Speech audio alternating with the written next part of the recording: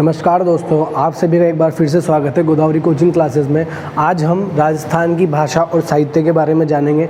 राजस्थान की भाषा और साहित्य के बारे में जानने से पहले हम इसके इतिहास के बारे में थोड़ा बहुत जानकारी प्राप्त करते हैं कि जो राजस्थानी भाषा है, इसका अगर शाब्दिक अर्थ पूछे तो वो होता है राजस्थान के लोगों की भाषा। यदि हम इसके इतिहास पर चर्चा करें तो राजस्थान की जो भाषा है उसके इतिहास के बारे में हमें पता चलता है उद्योतन सीरी की रचना कुवलय माला से, जो उन्होंने लिखी थी 813 विक्रत संवत में। और ईस्वी में पूछे तो वो हमारा 913 ईस्वी आ जाएगा।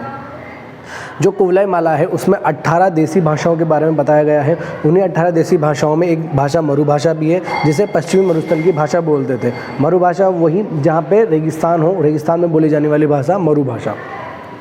इसके बाद हम देखते हैं राजस्थान की भाषा के लिए जो राजस्थानी शब्द है, इसका सर्वप्रथम प्रयोग करा था हमारे जॉर्ज अब्राहम ग्रियर्सन ने। कब करा था? 1912 में करा था।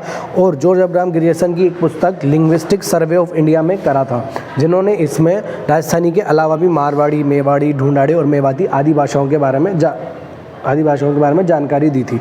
लेकिन पूछा जाए कि राजस्थान के बारे में सबसे पहले किसने दिया, शब्द किसने दिया, तो जॉर्ज अब्राहम ग्रियर्सन ही आएगा। आगे बात करें, इसके बारे में आप सभी जानते होंगे कि समस्त भारतीय भाषाओं की जननी किसको बोलते हैं? वैदिक संस्कृत को बोलते हैं। वैदिक संस्कृत जब लोक से बाहर जाने लगी है, जब इसमें कठिनाई आने लगी बोलने में, इसके उच्चारण में, व्याकरण में आदि में, तो जो वैदिक संस्कृत है वो उसका परिवर्तन हुआ लौकिक संस्कृत में। लौकिक संस्कृत का परिवर्तन हुआ पाली में। पाली का परिवर्तन हुआ प्राकृत में। और प्राकृत का परिवर्तन हुआ अपभ्रंश भाषाओं में। हमारे राजस्थानी भाषा की जो इतिहास है उसमें तीन अपभ्रंश भाषाओं का अध्ययन किया जाता है। पहला है सोरशेनी, दूसरा है नागर अपभ्रंश और तीसरा है मरु गुर्जरी अपभ्रंश। इन सभी में सबसे ज़्यादा जो उचित अपभ्रंश माना जाता है वो माना जाता है मरु गुर्जरी में, क्योंकि उसमें दो शब्द हैं, एक मरु और एक गुर्जरी।